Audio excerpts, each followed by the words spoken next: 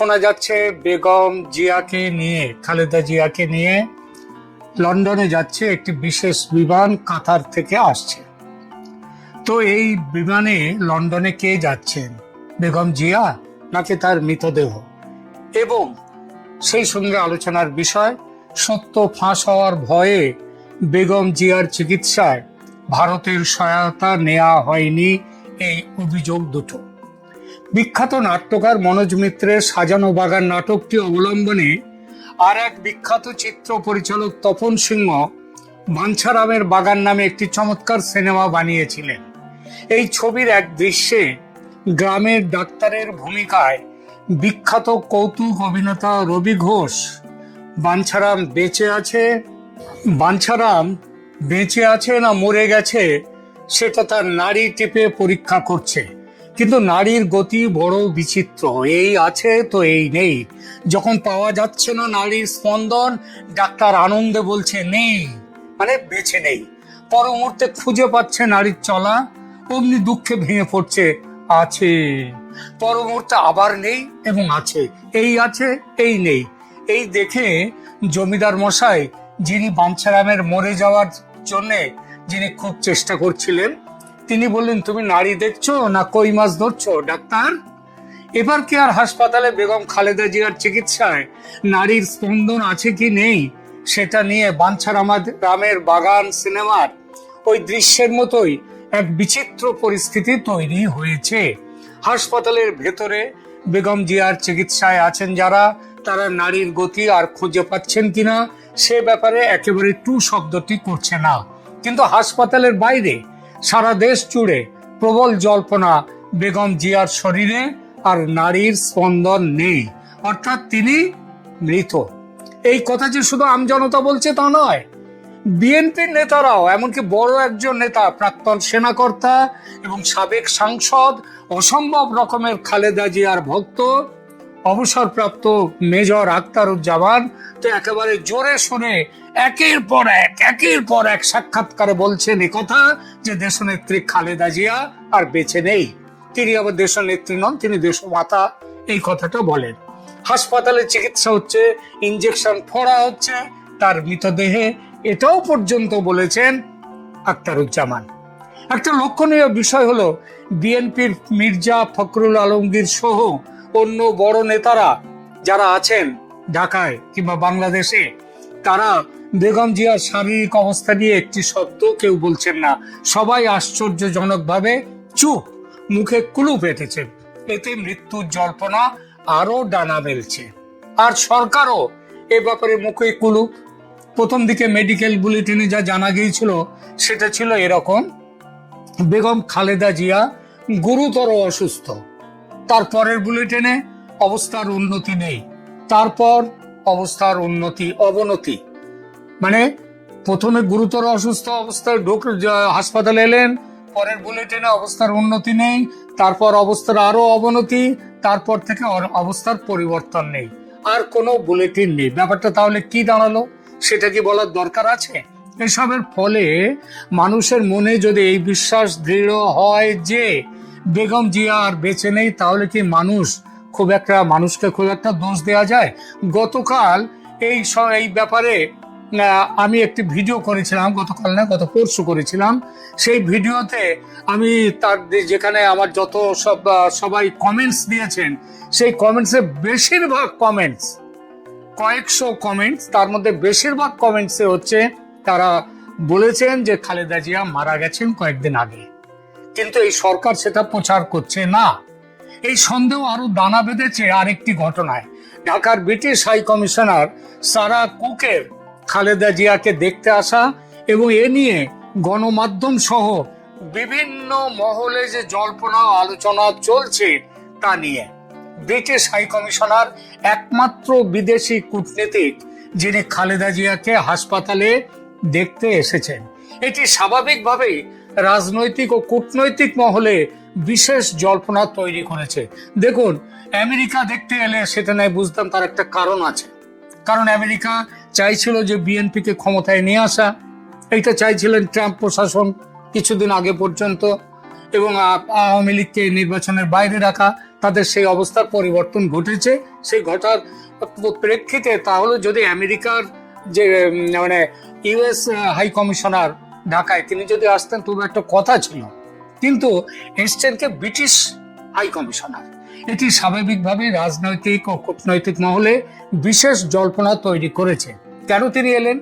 যেসব কথা চলছে তা হলো সারা কুকের এই হাসপাতাল ভিজিট নিয়ে যেসব কথা চলছে তার মধ্যে সবচেয়ে গুরুত্বপূর্ণ হলো খালেদা জিয়া বেঁচে আছেন কিনা সেটা নিয়ে সরেজমিনে তদন্ত করা।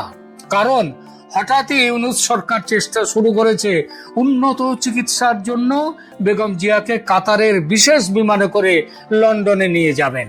যদি লন্ডনে যাওয়ার পর সেখানকার ডাক্তাররা দেখেন যে তিনি আর বেঁচে নেই, তাহলে নিয়ে যাওয়ার সময় পথের মধ্যে তার মৃত্যু ঘটেছে বলা যাবে, তখন ইউনূস সরকারকে কাঠগড়ায় দাঁড় করানো যাবে না। এটা ইউনূস সরকারের পরিকল্পনা। এই পরিকল্পনার পেছনে আরেকটি ছেদ যুক্তি দেওয়া হয়েছে। সেটা হলো তারেক রহমান যেহেতু বাংলাদেশে আসতে পারছেন না এবং পারবেন না বলে জানিয়েছেন বিশেষ কিছু কারণের জন্য, সেটা আর এখানে বললাম না, তখন মাকে নিয়ে যেতে হবে তার কাছে। কথায় আছে মোহাম্মদ পর্বতের কাছে না গেলে পর্বতকেই মোহাম্মদের কাছে আসতে হয়, অনেকটা সেরকম। কিন্তু এখানে আবার ফ্যাসাদে পড়েছে ব্রিটিশ সরকার। জীবিত মানুষকে লন্ডনে নিয়ে যাওয়ার নিয়ম আছে, তাতে কোনো বাধা নেই, কিন্তু মরা মানুষ কেন যাবে? যদি খালেদা জিয়া ব্রিটিশ নাগরিক হতেন এবং ঢাকায় তার ইন্তেকাল হতো তাহলে সেই দেহ ব্রিটেনে নিয়ে যাওয়া যেত। কিন্তু এখানে ব্যাপারটা তো তা নয়। খবরে প্রকাশ বেগম জিয়ার চিকিৎসায় চীনা ডাক্তারদের সঙ্গেও ব্রিটিশ ডাক্তাররাও আছেন। হাই কমিশনার সারা কুক তাদের সঙ্গে যোগাযোগ করে খালেদা জিয়া বেঁচে আছেন কিনা সেটা যাচাই করতে চেয়েছিলেন। কিন্তু ওই ব্রিটিশ চিকিৎসকরা অফিসিয়ালি যতক্ষণ না মেডিকেল মোড মৃত ঘোষণা করছে তারা কিছুই বলতে পারেন না, বলবেনও না। সেটা নিয়ম বিরুদ্ধ, আইন বিরুদ্ধ। সুতরাং বাধ্য হয়ে নিজেই হাসপাতালে এসে যাচাই করতে চেয়েছেন British high commissioner Sarah Cook. তিনি নারী পরীক্ষা করতে পারেন কিনা জানা যায়নি অবশ্য, তবে নারী পরীক্ষাটা তো খুব একটা গম্ভীর বা কঠিন কোনো বিষয় তা তো নয়। একটুখানি আর তাদের মতো মানুষ, তারা একটু এসব নিশ্চয়ই তার কোনো অভিজ্ঞতা আছে, না থাকলেও হয়তো শিখে নিয়েছেন। আর এই ভিজিটের পর তিনি ব্রিটিশ সরকারকে কি গোপন রিপোর্ট পাঠিয়েছেন সেটাও কিন্তু বাইরে প্রকাশ পায়নি, সাংবাদিকদের মুখোমুখিও হননি তিনি। তবে এটা ঠিক যে হাই কমিশনের দেখা করার বিষয়টি বেগম জিয়ার বেঁচে না থাকার জল্পনাকে আরো উস্কে দিয়েছে। কূটনীতিকের এই পদক্ষেপের মাধ্যমে অনেকে মনে করছেন যুক্তরাজ্য সরকার নিশ্চিতভাবেই এই তথ্যটি যাচাই করতে চেয়েছে, তার জন্যই সারা কুক এসছেন। সারা কুকের এই সফর তাই নিছকই একটি সৌজন্য সাক্ষাৎ নয়, বরং খালেদা জিয়া বেঁচে আছেন কিনা, বাংলাদেশের রাজনৈতিক পরিস্থিতি এবং একটু অবাঞ্ছিত রাজনৈতিক ষড়যন্ত্রের মধ্যে ব্রিটিশ সরকারকে পড়তে হচ্ছে কিনা, এই সব কিছু মিশেলে একটি গুরুত্বপূর্ণ ঘটনা, কূটনৈতিক ঘটনা হিসেবে বিবেচিত হচ্ছে। আর নিজেদেরকে সেফ সাইডে রাখবার জন্য British high commissioner Sarah Cook সেখানে এসছেন সরেজমিনে তদন্ত করতে। যদি তিনি তদন্ত করে রিপোর্ট দেন যে তিনি আর বেঁচে নেই, বেঁচে থাকার সম্ভাবনা নেই, তাহলে ব্রিটিশ সরকার নিশ্চয়ই অন্য কোনো উপায় খুঁজবে যাতে ডেড বডি সেখানে না যেতে পারে। এই প্রসঙ্গে আরেকটি গুরুত্বপূর্ণ প্রশ্ন উঠেছে।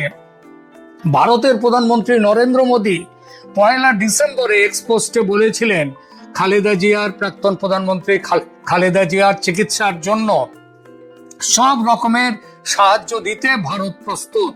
কিন্তু ভারতের কোনো সাহায্য নেওয়া হলো না। চীন থেকে ডাক্তার এলো, ব্রিটেন থেকে ডাক্তার এলো, কিন্তু ভারতের ডাক্তার নেই। আচ্ছা, ব্রিটিশ ডাক্তাররা না হয় ভারতের ডাক্তারের থেকে বড় হতে পারে ধরে নিলাম, চীনের ডাক্তারদের তো সেরকম কোনো সুনাম নেই, তাহলে কেন? বরং ভারতীয় ডাক্তারদের সুনাম দেশে বিদেশে সর্বত্র। অথচ দেখুন, মাস 4 আগে ঢাকায় স্কুলের ওপর যখন সামরিক বিমান ভেঙে পড়লো, তারপর ভারতের চিকিৎসকরা, ভারত সরকার বলল যে এই সময়ে যেসব বাচ্চারা যারা ওখানে আহত হয়েছে তাদের চিকিৎসার জন্য ভারতীয় ডাক্তাররা আসবে। সেদিন কিন্তু সরকার আমন্ত্রণ জানিয়েছিল ভারতীয় ডাক্তারদের। এবার খালেদা জিয়ার চিকিৎসায় ভারত যখন বলল যে এরকম ভাবে আমরা পাঠাতে পারি, আমাদের চিকিৎসকদের সব রকম সাহায্য, তখন ভারত বাদ। খালেদা জিয়ার মৃত্যু সংবাদ গোপন রাখতেই কি ভারতের সাহায্য নেওয়া হলো না, এই প্রশ্ন কিন্তু উঠছে। খালেদা জিয়ার দল বিএনপি ভারতের প্রধানমন্ত্রীর প্রস্তাবকে স্বাগত জানিয়ে তাকে ধন্যবাদ দিয়েছে ঠিকই, কিন্তু সাহায্য গ্রহণের ব্যাপারে কিছু বলেনি কেন, কিছু বলছেও না কেন? বাংলাদেশের ইউনূস সরকারের পাঠানো হেলিকপ্টার চক্কর কাটছে হাসপাতালের মাথায়। খালেদা জিয়াকে তার শারীরিক অবস্থা এমন যে হাসপাতাল থেকে শাহজালাল বিমানবন্দর পর্যন্ত বা রাস্তা দিয়ে যাওয়ার ক্ষমতা তার নেই, তার শরীরে নেই। যদি ধরে নেওয়া হয় তিনি বেঁচে আছেন, তাহলে সেই ক্ষমতাটুকু তার নেই। আরো একটা সম্ভাবনা আছে, সেটা হচ্ছে বাইরে প্রকাশ্যে নিয়ে যেতে গেলে তার নানা রকম ফটো উঠে যাবে এবং সাংবাদিকরা ছেঁকে ধরতে পারে। যদিও বাংলাদেশের সংবাদ মাধ্যম এখন তো সরকার যা বলবে তার বাইরে একটা কথা বলবে না। সুতরাং তার অবস্থা, শরীরের অবস্থা বিবেচনা করেই নাকি এই ব্যবস্থা নেওয়া হয়েছে যে, এবং সেই সাথে সাথে সাংবাদিকদের অবাঞ্ছিত যার নজরদারির থেকে বাঁচার জন্যই হাসপাতাল থেকে বিমানবন্দর পর্যন্ত হেলিকপ্টারের ব্যবস্থা। আচ্ছা বলুন তো, হাসপাতাল থেকে বিমানবন্দর পর্যন্ত এই সামান্য পথটুকু যেতে যদি হেলিকপ্টার লাগে, তাহলে এমন রোগিনী, সিরিয়াস রোগিনী, ধরে নিলাম তিনি এখনো বেঁচে আছেন, তাহলে তিনি কিভাবে লন্ডন পর্যন্ত যাবেন? বেঁচে থাকা না থাকার প্রশ্ন উঠবে না যে লন্ডন পর্যন্ত যাওয়ার ধকল তিনি সহ্য করবেন কি করে? নয়াদিল্লির সরকারি মহলের ভেতরের জল্পনা এই যে ডিসেম্বরের 1 তারিখে নরেন্দ্র মোদীজি যখন এক্স স্যান্ডেলে চিকিৎসার সহায়তার প্রস্তাব দিচ্ছেন, তখনই বেগম জিয়া হয়তো পৃথিবীতে আর নেই, তার বেঁচে না থাকার সম্ভাবনা, তিনি হয়তো তার আগেই মারা গেছেন। কিন্তু বাংলাদেশ সরকার যেহেতু এই মৃত্যুর খবর চেপে রাখতে চাইছেন বিশেষ উদ্দেশ্য নিয়ে, এবং ভারতীয় চিকিৎসকরা এলে সেই উদ্দেশ্য বানচাল হয়ে যাবে, গোপন খবর ফাঁস হয়ে যেতে পারে, তাই ভারতের প্রস্তাব গ্রহণ করেনি সরকার এবং তার সঙ্গে ওই খালেদা জিয়ার নিজের দল বিএনপি। তাহলে কি বিএনপি নেতারা সরকারের এই ষড়যন্ত্র বা পরিকল্পনার সঙ্গে যুক্ত? অবশ্যই যুক্ত তারা। মেজর আখতারুজ্জামান তো একদম ক্ষেপে লাল, তার কথায় বিএনপি নেতৃত্বের বিরুদ্ধে এই ব্যাপারে তিনি তীব্র অভিযোগ করেছেন। খুব সাধারণ অভিযোগ এটাও যে 23শে নভেম্বর থেকে বেগম খালেদা জিয়া অসুস্থ হয়ে হাসপাতালে ভর্তি, তারপর 12 দিন হয়ে গেল লন্ডনে বা সিঙ্গাপুরে না পাঠিয়ে তাকে এখানে রেখে কেন চিকিৎসার নামে মেরে ফেলার ব্যবস্থা পাকা হলো? আর বিএনপি নেতৃত্ব কেন মুখে কুলু পেটে বসেছিল? কেউ প্রশ্ন করতেই পারেন যে এই চুপ করে থাকার ফলে তো বিএনপিরই ক্ষতি, সুতরাং তারা ইচ্ছা করে তো চুপ থাকেনি, চুপ থেকেছে সরকারের চাপে বাধ্য হয়ে, এটা তারা বলতেই পারে। আর সরকারের কি লাভ? আওয়ামী লীগকে নিষিদ্ধ করে -1 করেছে, আর এবার খালেদা জিয়ার মৃত্যু এবং তারেক রহমানের দেশে ফেরার ভবিষ্যৎ সম্ভাবনা পুরোপুরি জলাঞ্জলি হওয়ার পর বাংলাদেশের রাজনীতি -2 হবে বলে জামাতি ইউনূস মনে করছেন। আওয়ামী লীগকে দাবিয়ে রাখা যাবে না, সুতরাং -2 এর কথা ছেড়ে দিন। আওয়ামী লীগ ফিনিক্স পাখির মতো ফিরে আসবে, ঠিক ফিরে আসবে, এটা দেখবেন। ফলে -2 এর সফল হবে না, তার স্বপ্ন সফল হবে না, তবে -1 সেটা কিন্তু সফল। সেই -1টিকে, -1 মানে বিএনপি, খালেদা জিয়ার মৃত্যু এবং তারেক রহমানের দেশে না আসার সিদ্ধান্ত, চূড়ান্ত সিদ্ধান্ত, এর জন্যে বিএনপি মাইনাস হয়ে গেল।